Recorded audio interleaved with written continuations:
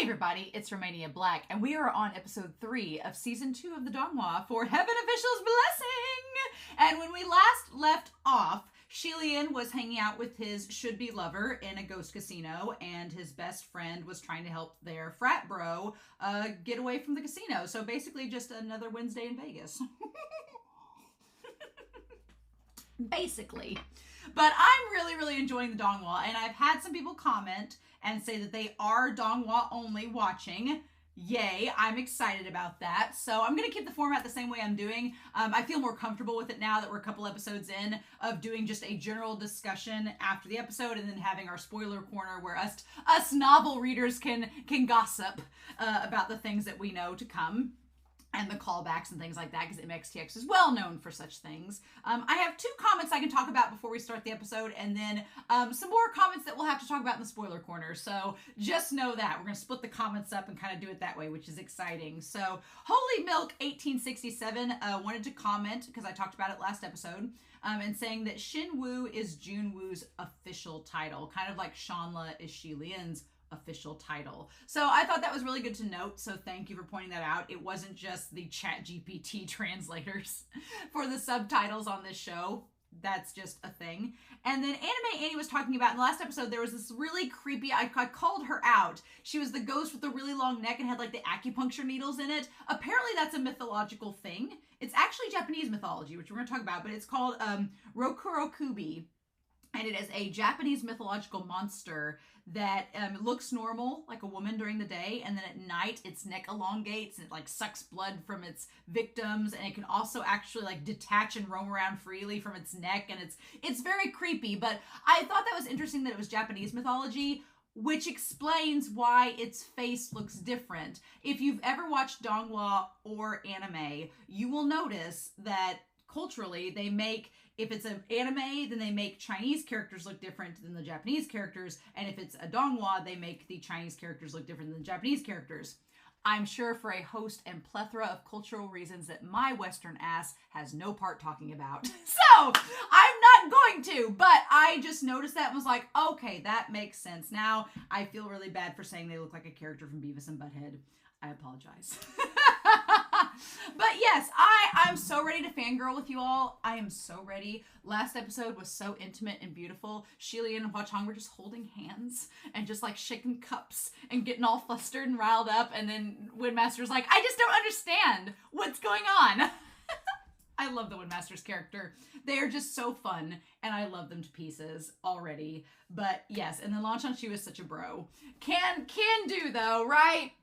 So I'm super excited to see what we get in this episode. I'm ready to dive in. It's been a long week. I've been ready to go. As soon as I got home from work, had some dinner, and I was like, all right, Halloween's over, but it's not too late for a trick-or-treat with our boys Xie Lian and Hua Cheng. Although, Xie Lian has seemingly left Hua Cheng and the gambler's den and is chasing after a familiar face that we know back from season 1, the little kid that had the weird stuff all over his face.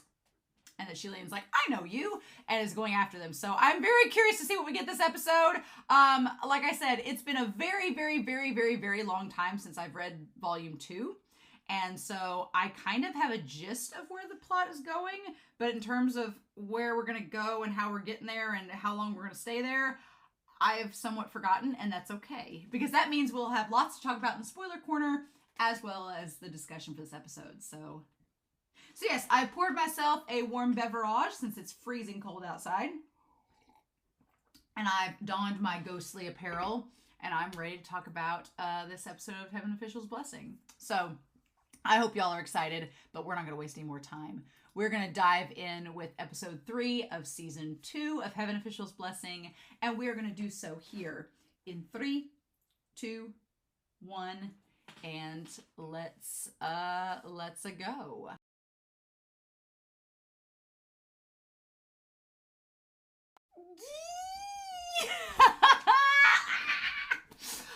I love what we're getting past the censors. This episode has made me very hopeful for what we're gonna get past the censors.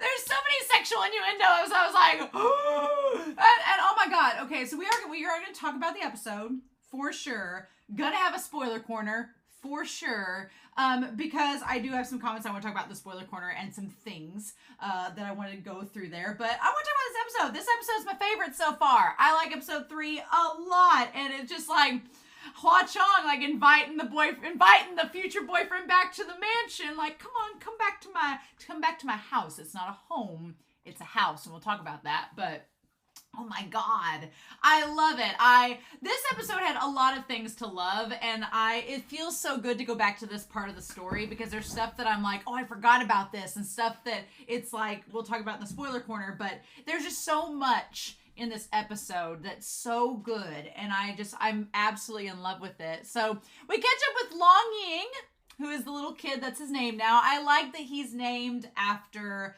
Xiao Ying, the girl that died in season 1 that was his friend. I like that that's the name that she ends up taking, that he gets from her, because he clearly liked her and she was so kind to him and he wants to take her name on. And Xie Lian like takes him under his wing, and Hua Cheng's like, I didn't sign up for adopting a kid. I feel like Xie Lian would be that Key and Peele skit where they're like, we're having a baby, we're gonna raise it and change it and dress it up like a pea pod. Like, I feel like that would be Xie Lian with a kid, and Hua Cheng's like, I didn't agree. I didn't sign up for children. Didn't agree to that.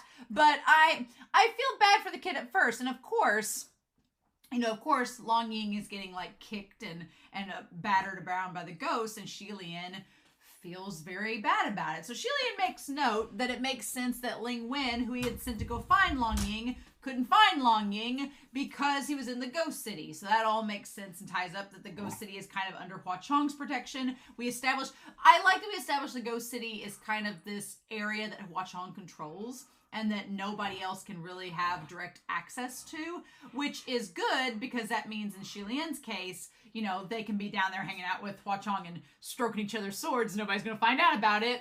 But it also means, it's also kind of dangerous because it means that the ghosts can, not only can the ghosts find refuge there, away from everything. It's kind of like this little den where they can do whatever they want, but heavenly officials can go down there and do shady activities. And Hua Cheng kind of hints at that. He's like, Xie Lian, I feel like Hua Cheng kind of acts as, I'm not saying Hua Cheng is like a good cop or a bad cop. He's not even a cop. But I feel like he's that character in a cop drama where Xie Lian's like the young cop off the streets that thinks that everything's like done by the justice system, and Hua Cheng's like been on the beat for so many years. And he's like, you don't know how things really are in the underground. Now I want a Xie Lian and Hua Cheng cop AU. So thanks season 2 of the Donghua. But it just seems like that Xie Lian and Hua Cheng's like, look, this is how things, I've been around this Ghost City long enough to know that people have been doing some shady activity here, and they're not all ghosts. Some people in the heavenly realm are doing shady stuff too. But Xie Lian makes note that Hua Cheng wants to definitely maintain control over the Ghost City, obviously because he wants to be able to monitor people that come in and out. And we know that he has a thing for trying to protect Xie Lian, so it makes sense why he would want to do that, right? But we meet this waning moon officer. It's rather interesting, someone that's working for Hua Cheng. And I'll be honest, when I read the novel, their mask is not what I thought it looked like. It looks a lot more like Oni kind of style, like a demon style of a mask. I thought when I was reading the novel, I imagined it more simple and smooth. And here it's, especially since they're called a waning moon, I figure it would be more like a moon shape. But here it's got a little bit more of a demonic look to it. I like it. It's fine. I'm okay with it, but it's just kind of interesting, right? And so Xie Lian, like stumbling around and trying to find his way. Of course he leaves Lan Chu and the Windmaster being like, oh, hey, we'll be back up in 3 days. I've always thought the 3 days was such arbitrarily like 3 days. Like, Xie Lian, you need a 72-hour getaway with your boo. Come on now. I always thought that was really funny, but Xie Lian gets taken to Paradise Manor, which Paradise Manor is absolutely beautiful. I love it. Now, Paradise Manor, the opening part looks how I would imagine it, but okay, there is one difference from the novel to the Donghua that I want to talk about, and it's not really a spoiler. It's a minor little set detail, but I want to talk about it because it is absolutely freaking hilarious, and I can't keep it just for spoiler corner. It's not really a spoiler. You've watched the episode, so this will be not a major detail. But in the novel, they talk about, and maybe I'm imagining it wrong, so maybe this isn't a spoiler, maybe it doesn't even matter, but in my mind, reading the part where Xie Lian, he walks into the hall, there's all these beautiful ghost lady dancers, again, having a very Modazushi vibe to it, and you think to yourself, well, Xie Lian doesn't care about those ladies, so he just pushes all the ladies aside. MX text could not be more clear that Xie Lian and Hua Cheng do not care for ladies, and having a whole hall full of dancing ghost women, and Xie Lian's like, who are they? Oh, Sun Long, there you are. But in the novel, the way I imagined it, and the way that the manhwa, which Star Ember has drawn, kind of created it, it seemed like when you're in the hall, and maybe it's just the way Star Ember draws, because that's kind of been the only visual that I've had of this part of the story, so it's seared into my brain, but I imagined a giant couch, and on the couch there's Hua Cheng sitting, like a big black couch, and then he like tells Xie Lian, like, pop a squat beside old daddy Hua Cheng here, and so he does. In this, it's a freaking bed. They're just in bed together. They're just in bed together, sitting on the bed, and then I love that Hua Cheng like snakes his hand closer. I was like, oh my god, like I censors be damned. Give us all of this. I think one thing that I love about this series is that they try so hard to skirt past the censors and what they can get away with. Works wonderfully, but I think it's because the audience knows what they're having to censor and what that looks like, that it just makes it all the better. It's like, haha, look what they did to get past the censors. It's amazing. Absolutely wonderful. So we have the idea of the Golden Foil Palace. And what I love about this scene is, one, we get to see baby Xie Lian. Baby Xie Lian is the most precious thing. I want to protect him, most precious. Put him in a little bubble wrap bubble, carry him out of Shanla with me, want to take him away. He is so cute. And we get to see his mother. We barely get to see the dad. We don't get to see the dad full on, but we see enough of the dad to know that Xie Lian takes after his mom. Has her hair, has her facial features. He looks like her. She's so beautiful. She's so sweet. And she's talking about the Golden Palace. And Xie Lian, we get an establishment that Xie Lian is not someone, he doesn't handle disorder well. He's someone that as a kid, he's like, when I was a kid, for example, I didn't want to mix my food. I had to keep my food separated on my plate. I wanted it all separated in a special order, and I had to eat it like one thing at a time. Now, I don't care. Put it all together. It's all going in the same place. But when I was a kid, everything had to be in its own little corner, and food couldn't be touching, and I had to eat it one at a time because I was a picky little brat when it came to food. But Xie Lian's kind of like that. Xie Lian's like, I had the Golden Palace. I didn't want it to be destroyed. I didn't want disorder in my life. I want my life to have order and structure, and that's what I kind of went off of. Hua Cheng, what does he do right after he takes the foil and goes, and just goes, and he's like, eh. It's just showing how different they are in personality, that you have Hua Cheng, who is almost trying to like show Xie Lian, like, look, this disorder doesn't matter. I've got you here, so all this, whatever. And I guess you could look at it and saying that Hua Cheng has all this gold and illustrious things all around him. Doesn't matter as long as Xie Lian is there. But then also that Xie Lian cares so much about the order and the structure of the Golden Palace, and Hua Cheng is like, I don't care. That's superfluous to me. It's like, they could not be more different, right? They could not be more different. But God, that flashback was amazing. And Hua Cheng's little smile as he like has the golden foil temple, like he just knows what he's about to do, and he's just like, like a little kid like kicking a sand castle. That's what it felt like. The expressions in this episode, oh my god, oh my god. Hua Cheng's expressions, Xie Lian's expressions, just like, we'll talk about them, but that one with the golden foil as he's about to destroy it was really, really good. So yeah, and then Hua Cheng's expressions, he's like, hello, Gege, I couldn't see, why'd you act like you didn't know me? And Xie Lian's like, because we're undercover, and is this really you? Is this your real face? And even now, again, this isn't a spoiler, even now, I question whether this is Hua Cheng's real face or not, just for the fact that he kind of hesitates. But I like that he's like, well, I didn't lie to you, right? And Xie Lian's like, well, no. So yeah, they just sit there, and then Xie Lian's I really wish we could find that little kid, and Hua Cheng's like, oh, no problem. And then has the Waning Moon officer go and go find him and bring him back like as soon as possible, which was hilariously quick. But yeah, I just love seeing Xie Lian and Hua Cheng like just share this moment together, talking about the ghost realm, talking about the ghost city, and talking about just Hua Cheng being like, look, this place is beautiful, but it's not a home. A home has family. And I would go to your Poochie Shrine. They call it like Chestnut Temple, which is what it technically means. I just like saying Poochie Shrine because it's kind of cute. He's like, I would go there any day over this. Mainly because you'd be there, right? And I love that Xie Lian's like, well, you're welcome at my house anytime. And Hua Cheng's like, I'm taking you up on that offer. Hope you're ready. So I just love it. I love the idea that like you can have any place to live in that's beautiful, but if you don't have people there that you want to share it with, then it's not exactly a home.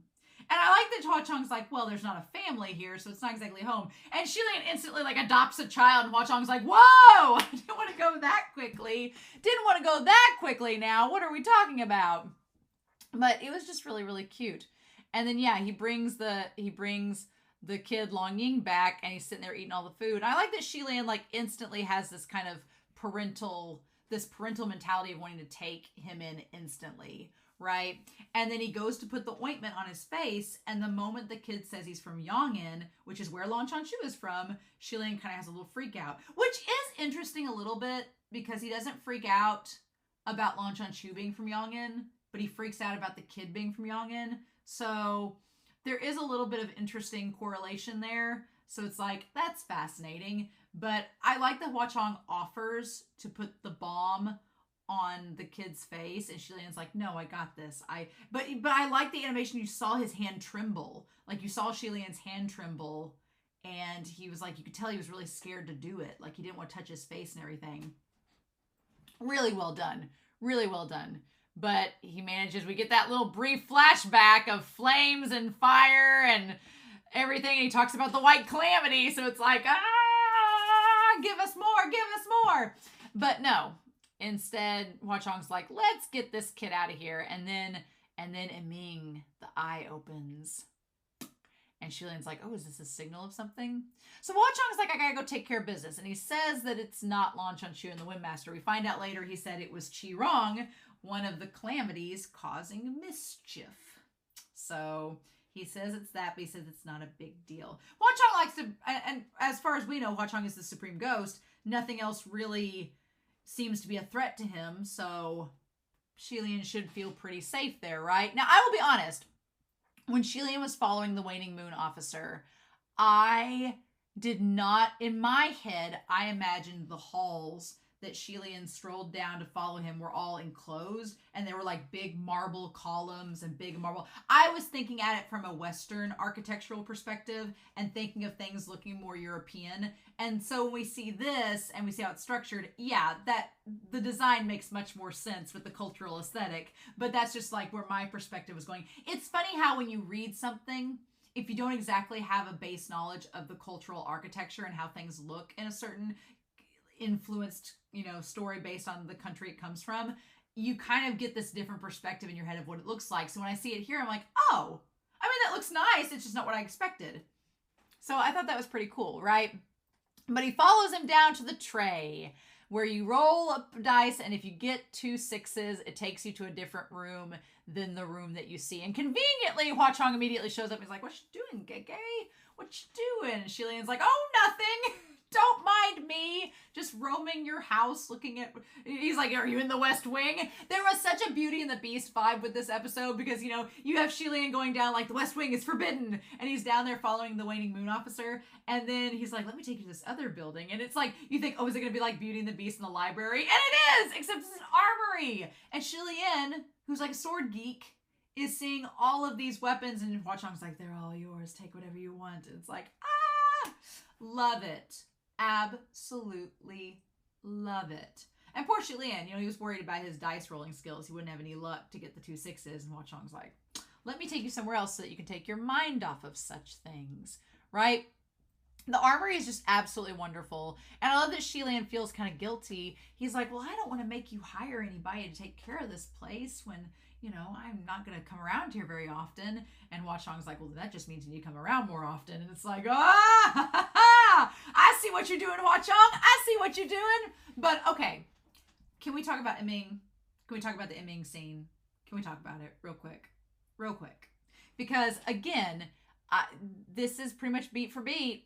And Hua Cheng is like, oh, well. And then Eming, like a damn puppy dog, like his little eye lighting up and being like, ooh. And Xie Lian being like, Junwoo said that was a deadly scimitar, but it looks so cute. How could it possibly be deadly? And I'm like, ah! And I love that it's just like lit up like a puppy dog. And Hua Cheng's like, down boy, down boy.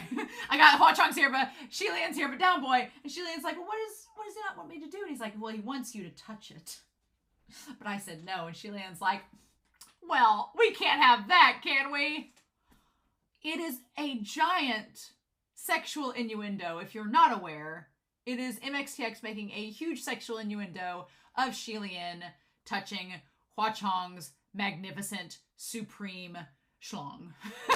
Basically, it's just it being as a giant representation of Hua Cheng's dick, basically. And Xie Lian's like, I'm just petting it. And then the very next line of the next scene is they're like, well, that was so nice. I feel so happy after talking about swords. What I love about this is there's a part of me that thinks that MXTX was anticipating that when this got created into a donghua, that how do you do a hand job and get past the censors? Well, you make them into a sword, and then you just have Xie Lian petting the sword and anthropomorphize it into a puppy, and then we've solved the problem. But I'm like, oh my God. Just slay me. Just slay me. It's over. I'm like, what the fudge? Just absolutely hilarious. And so then, yeah, they sit down and they bring the kid back. They Little Mermaid style, gave him a bath, put some fresh bandages on him. And then we're like, oh, you're fine now. And then that's when Xie Lian talks to him and asks him if he wants to cultivate with him. And I'm kind of like, Xie Lian, like, I appreciate Xie Lian taking this kid under his wing, but I'm like, you've got a mission from Junwoo to go find this heavenly official that's gone missing. And when you got time to take in a kid, when you got time to take this kid in, what are you doing? Are you going to be able to take care of this puppy now that you've adopted it? Like, you know. And Hua Cheng's like, whatever, take the kid, I guess. He doesn't have to stay here, whatnot. And so as they're getting served all this food, all these Swiss rolls, that one thing that Long Ying was eating looked like a Swiss roll. We see the lady come up and they offer him a drink and then winks at him. And it's the Windmaster in disguise as a lady. So the Windmaster did not want to wait 3 days. They were like, no, I'm going to come. And luckily we don't see Lan Chanchu yet, because Lan Chanchu barging in would be just the worst idea. I'm sure the Windmaster had told them to, like, stay outside, please. You are not needed, right? But, oh my God. I love that. I've talked about this in other chapters of the novel, but what I love about this part of the story, at least, and so far as it's been in the story so far, is that, you know, in a lot of love stories, the two characters that are in love get separated and then they don't see each other for a long time. And here, like in season 1, San Long was there the whole time. And here so far, it's like he's been with Xie Lian by his side, like having conversations, getting to know each other. Like, it's just very sweet and romantic. And I'm like, look at that. And MXTX just knows all the right buttons to press and all the right swords to stick out in front of Xie Lian. And of course, it's just all the things. All the things. Oh my God. So yes, I have a lot of spoilers to talk about, unfortunately. So I want to get to that. But I am really, really in love with this episode. It's my favorite so far. I absolutely am excited to see what the Windmaster and Xie Lian have cooked up for next week. But I want to go back and rewatch it right now in the dub. If the dub was available, but it's not. But I want to go back and rewatch it instantly, because the moments with Xie Lian and Hua Cheng just casually lying down on his bed having conversations, and in the armory, I just, spare me. So yeah, I'm really excited. I have some comments I want to talk about in the spoiler corner and some other things. So we're going to talk about that next. So if you are donghua only, thank you for watching this episode with me. Thank you for tuning into this discussion. I hope you enjoyed it. But if you're not sticking around for the spoiler corner, then I hope you all have a wonderful week. Please stay safe. Take care. And I'll see you all next week with episode 4 of Heaven Official's Blessing, season 2 of the donghua.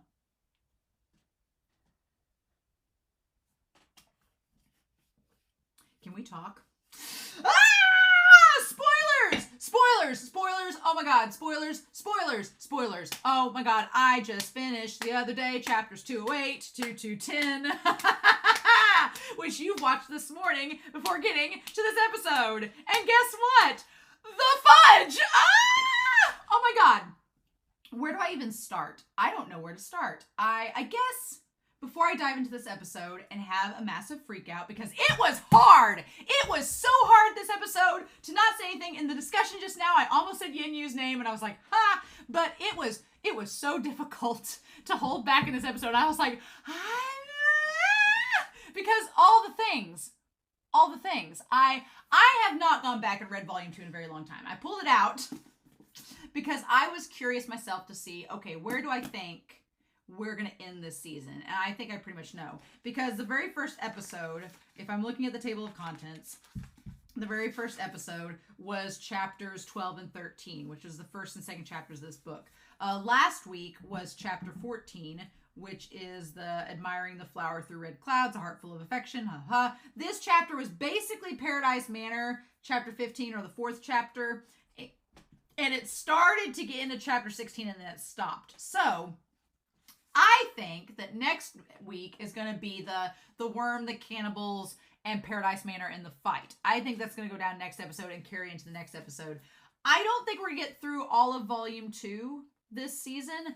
I think where we're going to end up at is if we did 12 to 13 episodes, we could easily get into the very last, the last of chapter 24, right when book 1 ends and book 2 is about to begin. We could get into those where it's book 2 ending, book 2 starting. The question is, are we going to stop with Xie Lian taking the sword down on Xi Rong, or are we going to end with like the very first chapter of Xie Lian, or getting like a preview of Xie Lian in the past? I would like it if it was where I would like the season to end with Xie Lian taking the sword down to kill Xi Rong, and then us getting like a bare glimpse of book 2, and then it stops. I would like that. I think that would be fun. And then season 3 can go into the whole past arc and all that insanity. But I don't know. I don't know what we'll get with that. That would be awesome though. But right now, this is where we are in the season, which is fun. And then we'll talk about Ming. Oh my God. Oh my God. But there's so much. My brain was kind of overloading in this episode because I was just like, I was like this, and now this, but now we know this. So let's just start back at the beginning. Start back at the beginning with Long Ying. The thing that got me was, first of all, whenever we're talking about the Ghost City and Hua Cheng wanted to create a place where the souls could go to without being sold, like in the lanterns, like he was as a spirit, which we'll talk about that in a minute. But it didn't hit me until they're like, when Xie Lian was like, no wonder the Hall of Ling Wen couldn't find Long Ying in the mortal realm for several days. It suddenly hit me. One, we know based on chapters 208 to 210 that Ling Wen is working for Jun Wu, who might be Bai Wusheng at this point. What the fudge? So he might be Bai Wusheng. So we know that Ling Wen was actually working for him all along. So Hua Cheng, if he knew that, would have wanted to create the Ghost City to also be a place where Ling Wen and Bai Wusheng couldn't get to so easily. But then it makes sense of why Ling Wen would not want Xie Lian to get to Long Ying, because they're going to use Long Ying possibly to be possessed by Bai Wusheng, maybe. Maybe. I don't know. There's still mysteries with the novel, Volume 7, that I'm not into yet. As we go through this season of the Donghua, I'm going to get answers, and I'll probably revisit that in the spoiler corner as we go. But as of right now, it's a possibility that Jun Wu could be Bai Wusheng, possibly. At least has been possessed by Bai Wusheng, possibly, in the chapters that I'm at right now. So that makes a lot of this have like a different context, right? Which we'll talk about with the armory when we get to it. But then we have the Waiting Moon Officer show up. Well, we have Lan Chanshu show up first. And Lan Chanshu gets in a fight with all the ghosts, which, like you do. And I just like that we have the one guy, like, wrapping him up, again, with, like, the silk wrap, like Ruyi. And then Xie Lian tries to communicate with Long Ying, but he gets freaked out by him and runs away, which I wonder now if Long Ying, if they came encounter with Bai Wusheng, thinks that Xie Lian looks like Bai Wusheng, which kind of would, you know.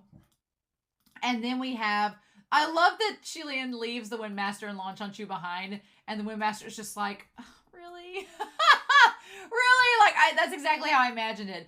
I went back and looked at the books, chapters themselves. They didn't really cut a whole lot out from this episode. It was pretty much beat for beat, which was really exciting. There was maybe a little teeny bit of conversation cut out, but it wasn't really anything significant.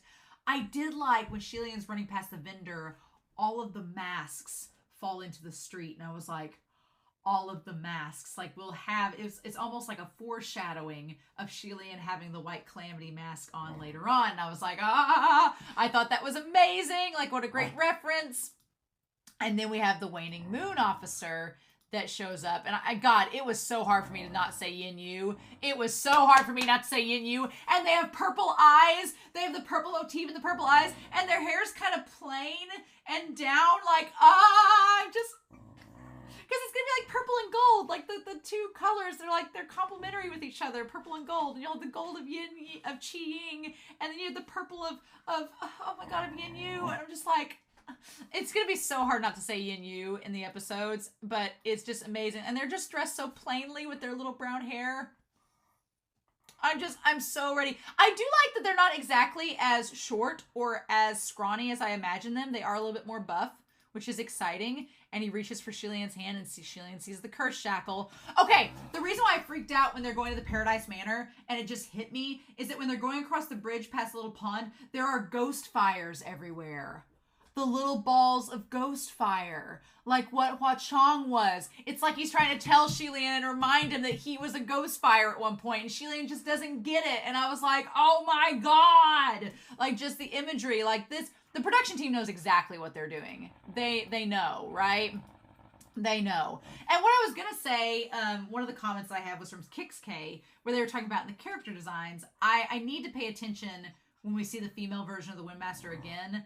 I need to go back and look at the character designs, because they said that they have the locket from the brother that we'll know later on the character design already, which is awesome. And then Zhan Lan has the golden belt from Feng Xin that she's wearing. And I was like, oh my God. So I love that they're already giving us these little tiny details that are going to come back later on. And it's like, oh my God. Now, we might as well talk about the other comments that I had. Juju Disasters talks that the tiger with Lan Chanchu is manhwa only from Star Ember. It's not in the actual novel, which I'm like, you know, fine, but Star Ember has spoiled us. And then JJKPJM says in the novel, the gambler man did break his arm. It was just not as noticeable in the Donghua as it is in the novel. And I'm like, fair enough. So those were my extra questions that were a little bit more spoilery, or comments that were a little bit more spoilery. But yeah, we get to the Paradise Manor. It's huge. We get to the sign that is poorly constructed. The Xie Lian's like, what? And so no calligraphy lessons yet.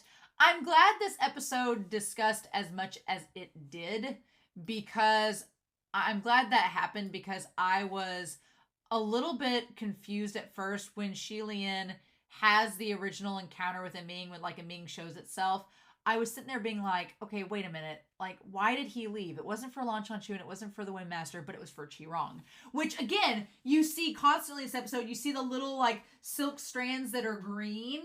So kind of like Ryu. And then whenever Qirong is mentioned later on in the episode, they walk past a green lantern. And I was like, I almost said green lantern, but I'm like, no, I don't want to give it away to the Donghua only people. But it was like little subtle foreshadowings of things to come. So the dance hall is exactly as I pictured it. It's hilarious. And you can see the Windmaster like in the room. They're not as noticeable, right? They're just kind of standing there, which is sort of hilarious. And I like Xie Lian just moves past the ladies to get to the one that really matters. And that's Hua Cheng on the damn bed. Oh my God. And I'm sure some people are going to be like, that was actually what it was supposed to look like. It still baffles me. And then the hall made of gold foil. But, oh my God, baby Xie Lian. Baby Xie Lian, most precious. The mom showing up, and the mom, and then like, he's like, oh, Mom, and she's so pretty. And she's like, well, even if the golden foil house collapses, we can build it again. But you have to eat well and sleep well. And then she says, come, let's go ask your father for some paper pulp. And that way they'll never separate for their entire lives. And I was like, oh my, like this moment is so heartfelt once you realize like everything Xie Lian goes through later on. Like the gold foil tower makes so much more sense now why Xie Lian's freaked out by it falling, because he had that sense of needing there to be order. And then when he's at his lowest point, he not only loses, like everything falls apart, like the gold foil tower collapsing, but the mom here saying, well, we'll make sure that that the houses never separate for their entire lives. And then you go back to Xie Lian losing his mom and dad and them having to separate. And it's like, it hits you so much harder seeing it once you know book 4. And it's like, oh my God, it just hit me so hard. And you can't really react to it because you're like, no. And then you see the dad for a little teeny bit, but Xie Lian definitely takes after the mom, like wholeheartedly. And so he's like, thanks to my father's patience, they would indulge me. And then San Long knocks the gold tower down like it's nothing. And I feel like that's not only establishing that, you know, they're very different in terms of personality, but it's also Hua Cheng saying like, look, things are going to happen where the gold foil towers are going to collapse. That's life. But as long as you have me by your side, I'm going to protect you and everything's going to be okay. And it's like, So yeah. So they have the conversation, you know, they like we talked about with the discussion. The expressions though, oh my God, like their faces, And so I am a little bit upset that the subtitles called him Lian instead of Gege, because I'm like, well, Hua Cheng would never say his name, first of all, unless Xie Lian like gave utmost permission, right? They did touch back on the ring. I'm glad they brought the ring up. Right now, I've kind of forgotten about it in the plot, so I'm like, yeah, it's there. But Hua Cheng just brushes it off like, oh, just keep it for fun. It's no big deal. Maybe because he knows that Xie Lian is going to see past that and be like, it's kind of like when someone says, oh, is this important? They're like, no, it's not important at all. Don't worry about it. One thing. And you're like, that seems suspicious. I'm going to keep a hold of it because you seem oddly suspicious about it. That's the vibes that I get with the damn ring. But we'll figure out what it's all about, right? And then, yeah, him saying that he'd rather be at the Poochie Shrine than the damn Paradise Manor. I hope by the end of this story that they end up together in like a little makeshift Poochie Shrine. I hope they do. Sharing. Hua Cheng's like, damn, this bed's too big. I want to go back to that little cot that you had. We had to be super close then. Couldn't get away from it then. But yeah, the boy with the bandages. Now, I will say this. There's a few moments where Hua Cheng kind of sneaks him a little look. He sneaks Xie Lian a look. And it's very like, it's very sly, but it's kind of like, okay, you're talking about Shanlan Yongin. Like, are you okay talking about this? It's been 800 years. And now that you know that the two of them worked together and slaughtered like the royal family of Yongin, it's like, Hua Cheng's like, do you want to talk about our old, you know, bandit days? Do we want to go back to that Bonnie and Clyde scenario? We going to talk about it? There were several moments where Hua Cheng looked a bit sinister in this episode, but I will be honest, when it came to Long Ying, I was expecting him to look a lot colder and angrier at him, because in the book it seems like he's very unhappy that he's there because he's like taking up his time with Gege. You know, it seems like he's not happy that he's there. But here they really brushed it off in the animation as him not seeing, like he's just like, oh, okay, you're fine, I guess. But he didn't look like as cold as the novel led me to believe either. But damn. And he's like, well, it's fine. And him just snaking that hand towards him. It's like Xie Lian. Like Xie Lian's so oblivious. It's just absolutely hilarious. So Hua Cheng talks about the ghost realm. He goes and gets Yin Yu to go get Long Ying, which he shows back up with him. He eats all the food. That part was pretty much beat for beat for the novel, right? And then that's when he talks about Yongin and putting the ointment on, which again, we know now why Xie Lian is so paranoid about, you know, Yongin and Bai Wusheng getting mentioned. So him with the handshaking, it was such a great point in the novel because it was such like a nice little tease of, oh, we're going to find out something shady about Xie Lian's past. And then when you find out, you're like, well, now you know.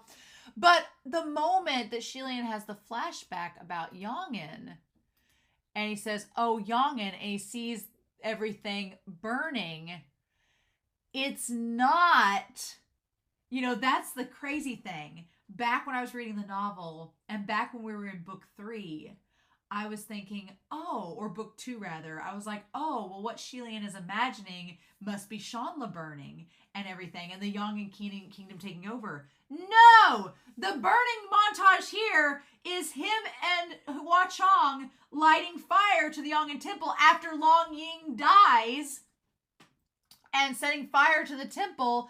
And then the white calamity that we see Xie Lian watching it burn, and the white calamity we see with the hair tied back. And because you can see at the base of his neck, right? If you go back, you can see at the base of his neck part of the curse shackle that's undone, and you see the mask. It's Xie Lian in it because him and Hua Cheng lit the place on fire. That reveal is it's so good going back and seeing it a second time, right?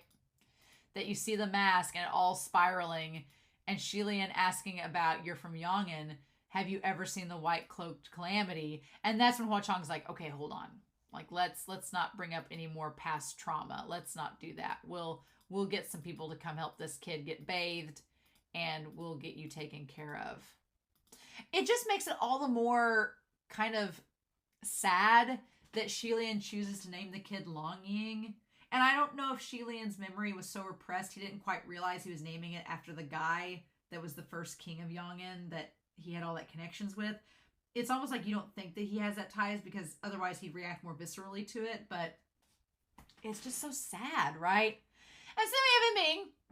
We have Xie Lian following the Waning Moon Officer. All this set up, right? And then trying to figure out the Earth Master and where they're located at.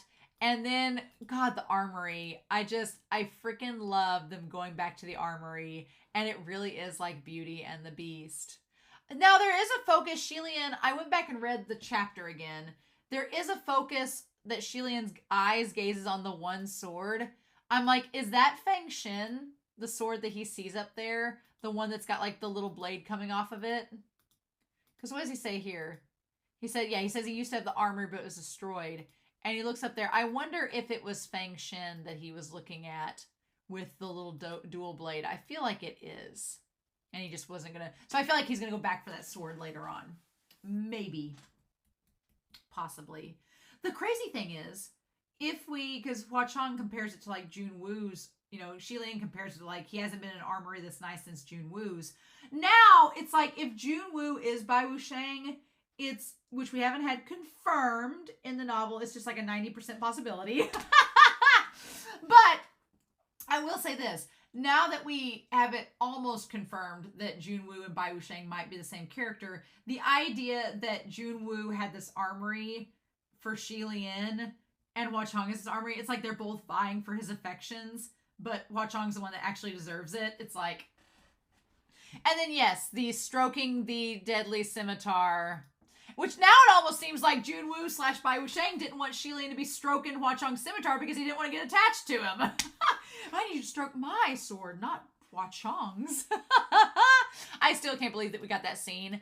And not only that, but Xie Lian's face when he like looks down at Ming and like gives him the little gaze where he's like, I like you too.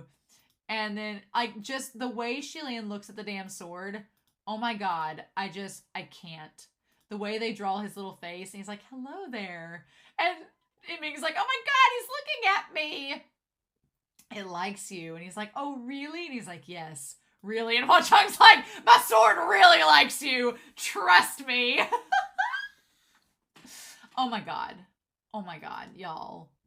It doesn't pay attention to those it doesn't like, which is basically saying it's not into anybody but you. Hua Cheng is demisexual for Xie Lian. And then I like the Xie Lian's little face. He's like, well, thank you. I quite like you too. Oh my God. It's like there's a kink here. And MXTX is just feeding it, right? And Hua Cheng's like, calm down there, little buddy. Oh my God. It's amazing. And Hua Cheng's like, I said no. Xie Lian's not going to touch it. And he's like, oh, well, what's wrong with that? And then he just reaches his hand out and touches it. And his face! Xie Lian's face when he touches and he's like rubbing him in. It's like, it's such a sexual moment, but MXTX plays it off in the most cutesy way possible. What I like about Heaven Official's Blessing in general, it can be frustrating at times, highly frustrating at times, but Modao Zushi can get downright filthy. Modao so she can get so filthy. And it's like, ooh, so spicy and filthy. But then you have Heaven Official's Blessing that's like powdered sugar with like a little bit of cayenne thrown in. It's like, ooh. But oh my God, freaking love it. Xie Lian's face. I'm not gonna be over that for like a week. That's gonna keep me like for a week. My whole mind.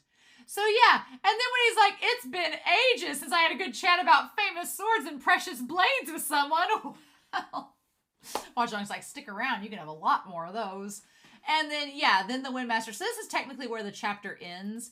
And then the next chapter starts with Long Ying coming back and them getting served the food and everything. Now, I feel like in the manhwa, there's a bit more time given to them eating the food. And Hua Cheng asks more about like the drinking and everything. And Xie Lian says it's his cultivation. And his cultivation doesn't, lead him to do that. And Hua Cheng kind of questions it. Hua Cheng's basically beating around the bush and being like, so you can have sex, right? Now, they cut off the episode right when the Windmaster shows up and winks at Xie Lian. And I remember when I read the novel, I did not recognize it was the Windmaster at first. So I'm wondering if they're going to pick up next episode with Hua Cheng asking Xie Lian about his cultivation, and then the Windmaster is going to be revealed to Xie Lian. I'm assuming that's where we're picking up, because it would have been a weird, end of episode if you just ended with them meeting back up, because that's kind of where the chapter ends. There's not a cliffhanger to that. But here there's a cliffhanger because we start the next chapter and Xie Lian sees the Windmaster and is like, oh, it's you. So that I'm okay with that cliffhanger. I am fine with that. But oh my God, next episode. The fact that I feel like this season's going to be insanely fast paced, because now that I was looking at the table of contents, I was like, oh, we still have to get through the next episode, the fight between Lan Chanchu, Hua Cheng, and the Windmaster, and Xie Lian, them getting back to the Heavenly Realm, them going to, like, I think that it's Hua Cheng comes back and rescues Xie Lian with the butterflies. That's going to happen. Then we also have Qi Rong's lair. Then we have the aftermath of that. It's like we have so much stuff to go through. And are we going to get into the end of this volume with the flashback at all? I don't know. I don't know how far we're going to get with it. It's going to be curious to see to what extent and how quickly they go through the episodes. Because right now they're only doing like a chapter or two at a time, which the pacing is good. So I'm going to be curious what all they cut out from the next episode. If they're going to show us the cannibals or just show us the worm and cut out the cannibals. Honestly, if they cut out the cannibals, I'm not going to be upset because, I mean, I'm sure there's a significance to it later, but I feel like if they just show the worm, it's enough. But I don't know. I'm on for the ride, though. The fact they've gotten this much through, and it's pretty beat for beat for the novel. Romania Black is one very happy Donmai viewer right now. So this episode was amazing. I loved this episode. I am so excited to see where it goes to from here. But I'm going to be honest, y'all. It's going to be so hard to keep it in. But hopefully that was not spoilery for the Donghua people. And I was like, so wonderful, so good. I'm so excited to hear your thoughts down below. But in the meantime, I hope you all have a wonderful week. Please stay safe, take care, and yes, I will be back next week with episode 4, oh my God, y'all, of Heaven Official's Blessing.